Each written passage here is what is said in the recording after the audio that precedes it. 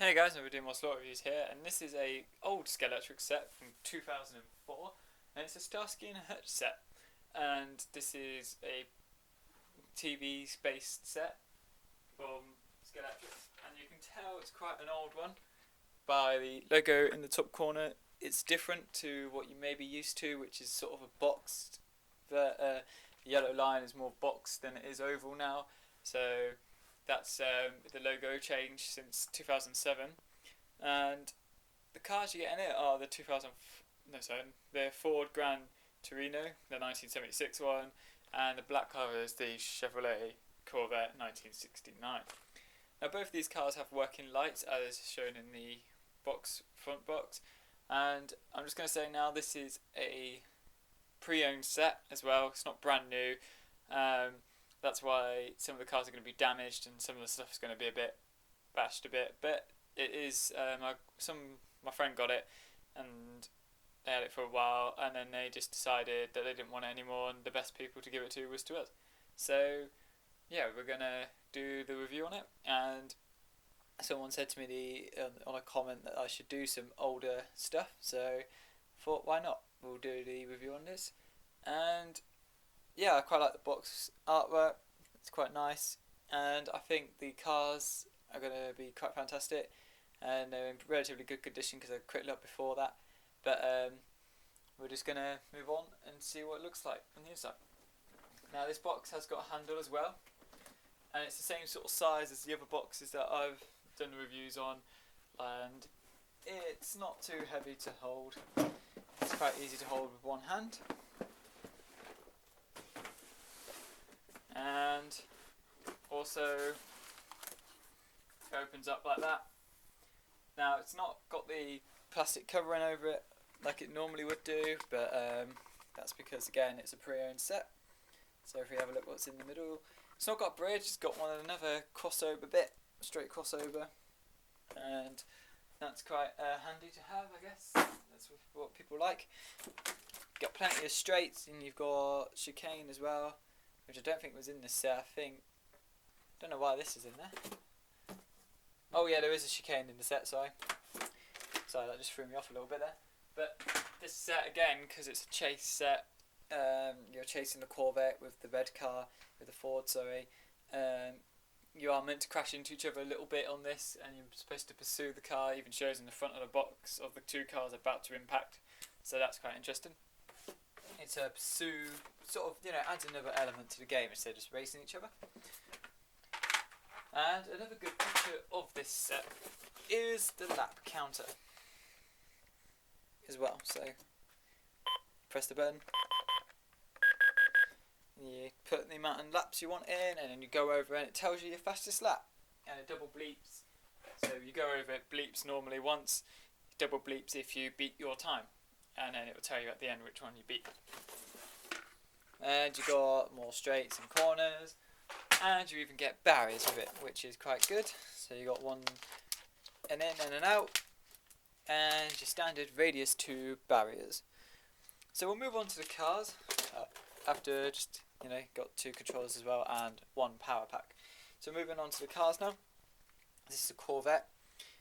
It's a bit dusty, hasn't been used in a while. Some of you may recognise this car. Just generally, some of you may know the car. It's the 1969 version, and this is also going to be released in the 60 years of Corvette anniversary, which has already been released. So it's a direct or inline drive, 18,000 revs, and it has wrecking lights as well. But it's actually quite a nice looking car from the back. Back windows missing unfortunately. But again, these are pre-owned cars. I do like the flames on the front. It's a bit of a hot rod kind of look, and I think this is going to be, quite a nice looking car, and it might handle very nicely as well when I test it in a moment. But yeah, that one's quite nice. And then we've got the Ford right here. It's missing the front bumper unfortunately, and the rear one as well. But again, they are pre-owned. But it's quite nice looking. I quite like the look of it.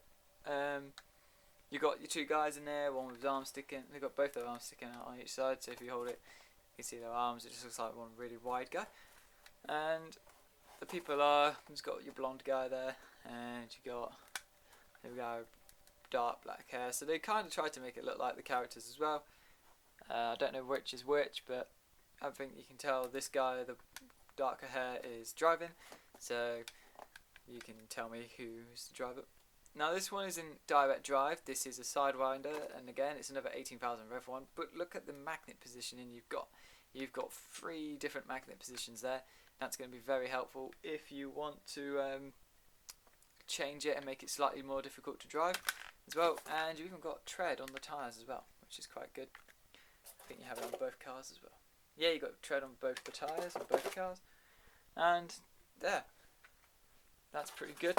It means it's probably going to be slightly harder to sand them. I wouldn't suggest sanding cars with tread on the tyres, and that's just through personal experience. I did it with an F1 car once. It didn't really work. It only sanded the very outside of the tyre, and I've never done it since. So that's basically what's on the inside. They've got some sort of track manual as well, sort of inventory of pieces, and yeah, so I'm going to set it up quickly and I'll show you the track when that's ready. Here it is. So this is what the circuit looks like. It's quite a big one, and it's sort of a strange figure of 8 sort of L-shaped type circuit, and we're just can't even get the whole thing in the shot, but that's basically what it is. It's 2 straights, then a half when you get up to the crossover, and the shortest straight would be 2 full straights, so that's pretty long, and then you've got radius 2 corners, which is the pretty basic, easiest one to do. So that's the sort of like smallest size you can get without it being too tight. And yeah, that looks like a pretty decent layout. Slightly bigger than, say, the ones you get in the Fast and Furious set and the Demolition Derby set that I've reviewed. And you also get the barriers, which is quite a nice feature. And so you get quite a lot, and you're getting quite a bit for your money. And back then you would have been getting quite a bit worth of your money because you got the lap counter and the power packs and everything. So it's definitely a very good value for money set. And if you are interested in trying to pick one up cheap, it might be worth looking on eBay and stuff like that. So I'm just going to test the cars, and I'll give you sort of a little shout out how they handle and sort of talk about it from there.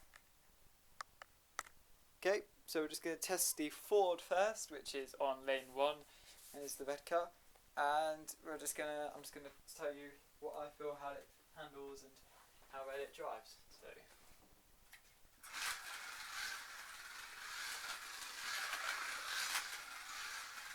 it's quite responsive, and I don't know if you can see, but the light on the top is flashing like a police car light, which is quite cool.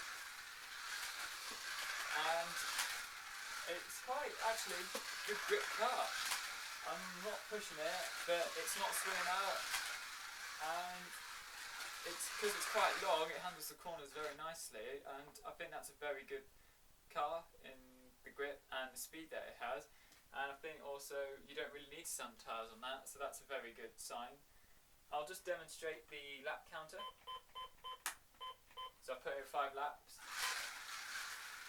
Listen for the double beat. So that's 1 lap.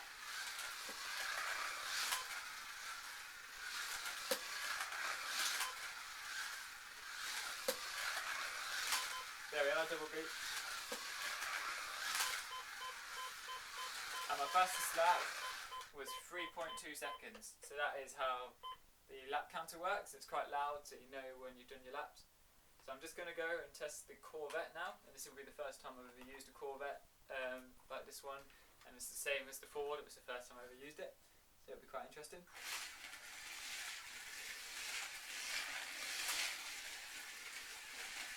The inline drive is definitely helping with the handling, and I think it's actually a really good gripping car, really quick.